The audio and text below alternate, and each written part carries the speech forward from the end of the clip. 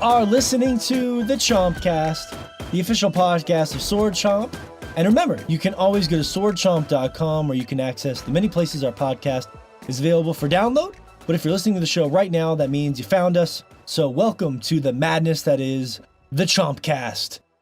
There's a glitch in the system today, so to speak, as we discuss some of our favorite and most memorable bugs or glitches that we've encountered in our many years of video gaming.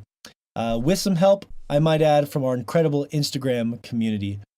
Speaking of buggy games, you asked for it, and now you shall receive it. You wanted our opinion on Kingdom Come Deliverance, the new open-world fantasy game that is generating a ton of buzz after its successful Kickstarter. You voted in the polls, and me and Shay have taken the plunge to play it. So we're looking forward to talking about that. Did that just because we love you guys.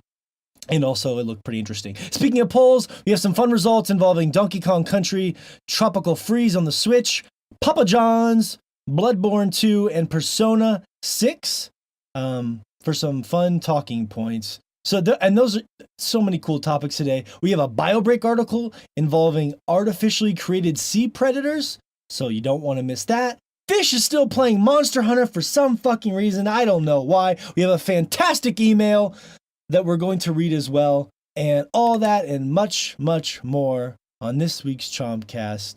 But let's get to some intros here. Up first, I was trying to think about intros we could do that were, bug related, because of the topic of the show.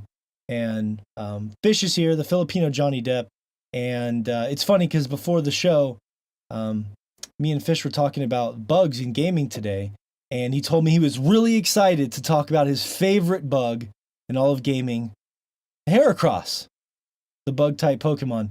It was at that point I had to inform him, sadly, that was not exactly the topic we had planned this week. So I'm sorry about that, buddy. Oh, God. I know. Why?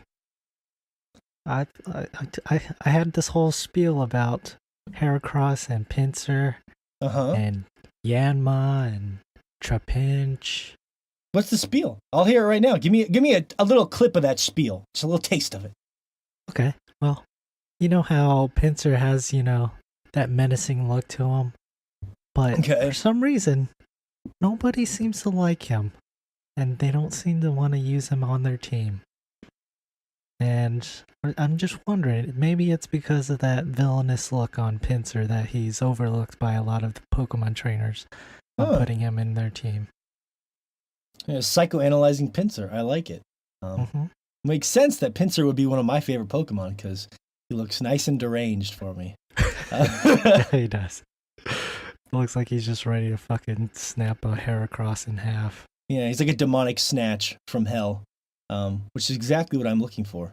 I'm sorry about that, Fish. No Heracross today, but one day Heracross will have his moment in the sun. Oh yeah. Although not too much sun. Not too much sun because he is weak to fire type, so got to be careful with that. But that's true. Eventually. Glad you're here, my friend. I know we have a lot of cool stuff to talk about today. Shay, Professor Layton is here from Japan. Well, Shay, I was thinking a lot about your love for. This is a strange way to start the show, so I'll try to keep this as clean as we can for the kids. There's no kids listening to the show.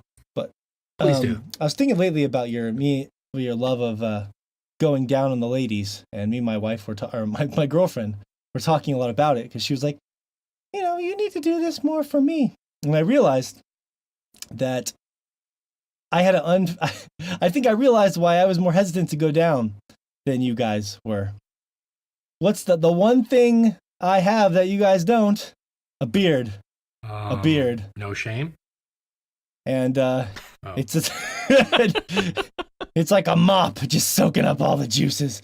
So there's one thing you don't think about, Shay. Imagine with your love of that, if you had a beard, it changes things up a little bit. I can't grow a beard, so it's just the things you don't think about. It's like eating cereal. I get my fucking cereal all over my beard. It's the little things, True. I hope to God that my dad never listens to this episode. Or So thanks. Or for this that. could be a great place to start. But I was. Yeah, no. I was. Our listeners are cool. They like those sort of the real topics. Shay, I was thinking about you. I had this whole joke plan that I crossed out, but I was thinking about, how you were a muff diver and how you love Killswitch Engage, and they do a cover of Holey Diver, and I thought it'd be only appropriate. I just want to get your opinion on this as a Killswitch Engage fan. It's a Killswitch Engage cover of Dio Holey Diver, then covered by me terribly on the podcast. Okay? I'd love to hear it right now, please. Please. Muff diver, you can dive real deep and you hope it's clean. Now you're covered in her cream. Wow! Muffy diver, you can barely breathe and your eyes will sting. All your neighbors hear her scream. Now you spread those legs, Muffy diver! I hope that was okay for you. Stinging eyes, huh? That, doesn't happen to you guys? Oh my god, that was incredible. That actually went much better than I expected it to. I will, you know what? I'm not even mad anymore that you mentioned that. I wasn't mad in the first place, but no, you shouldn't. Now I don't care because that was worth any bit of embarrassment I can sustain from here on out. It couldn't have been worse than my after that. That was incredible. Embarrassment. I've had Holey Diver stuck in my head all day, like constantly, everywhere I go. I can't stop singing Holey Diver. Which version? The Killswitch one? The Killswitch one, yeah. Yeah, of course. Good man. I tried listening to the Dio version, but it's just once I had the Killswitch version, it's just I want all classic hard rock songs to be remade by modern bands that I like, and then I'll be happy.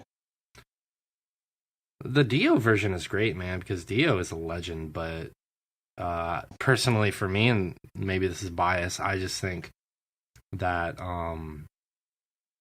like the instrumentation is better in the newer version, except the guitar works really good, and just Howard Jones to me is comparable to Dio in certain songs.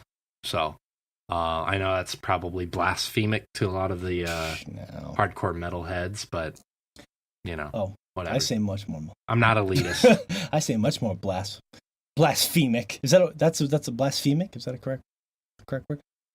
That is absolutely a correct word. Let's not argue about words this week. No. We did that enough last no week. No words.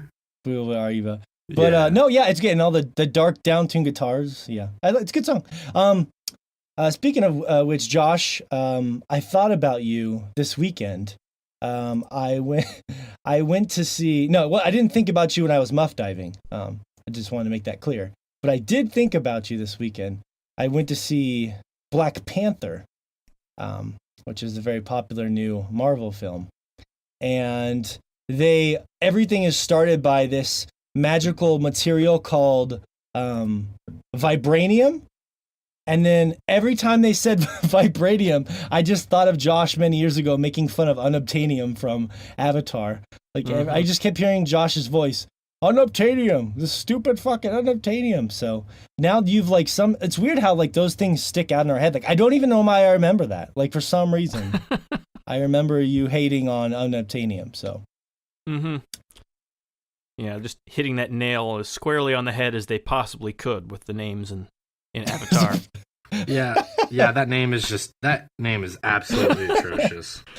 Or maybe it's god awful. Okay. So god awful, it's amazing. But so thanks a lot I appreciate that, Josh. You just be warned, if you go to see Black Panther, they're gonna say vibranium a lot, and it's like a magical material that powers all their technology and everything. So yeah, that's been the big MacGuffin going on in Black Panther since. Yeah. Are you familiar with Black Panther? Did you ever read the comics or anything like that? I've read some of them. I've gotten more into it just from the crossovers from all the other Marvel stuff. But yeah, I was familiar with that one before seeing the movie. So, I was prepared for it once, Have you seen it? You saw Black Panther? Not yet. That's what I'm okay. That's what I'm saying. You said that. Okay, gotcha. Yeah. Just right. so it doesn't. So you're ready. Yeah. Add it to the other list of taniums. or aniums. I'm sorry, aniums.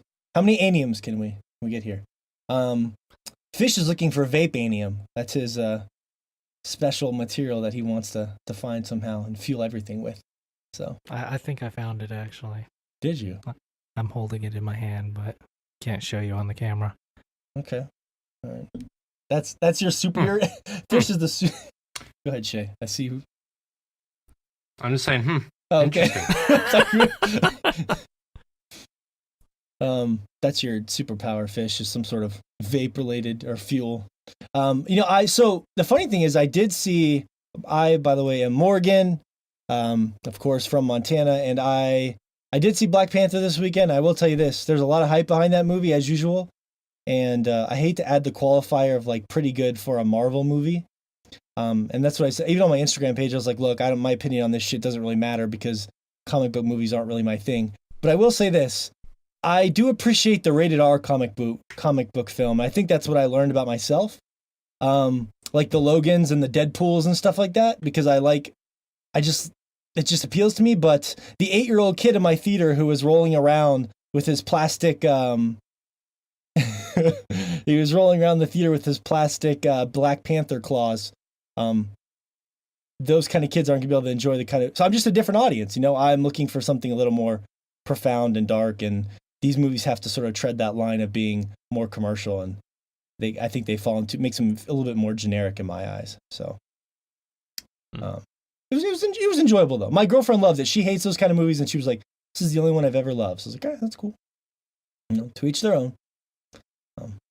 Call me when there's a rated R comic book film in theaters. And but Deadpool. Deadpool was funny. And it was funny because it was going to some fucked up places too. So Deadpool 2 coming out here in a few months. Yeah. I'll probably check that out. And I actually that's funny because we wanted to go see Annihilation, which is the new science fiction movie with Natalie Portman in it that's getting a lot of buzz from the Ex Machina director, but it wasn't in my city. So we went to Black Panther, and I like to weigh in on those phenomenons for myself anyway, just see what they're like. But anyways, I'm excited for this show. The topic of the show, as we talked about earlier, is basically kind of weird. We changed it up. We have a really huge topic planned next week as well, so we had to change this to the last minute. But our community has been incredible because me and Shay started playing Kingdom Come Deliverance, and it's been talked about in the gaming media because it's pretty buggy. And even the developer of the game came out and said he had just wished he had had more time to make the game and smooth out that stuff, which is actually kind of interesting because it's been in development for a long time. I actually went and looked at the Kickstarter. I think it was like 2015 or 2014 or something. So it's been cooking around for a while. But it's interesting that he wanted more time because maybe he should have spent less time on buying questionable T-shirts and more time on developing his game. Some of the Kickstarter How long games, does it take you to buy a T-shirt, Shay?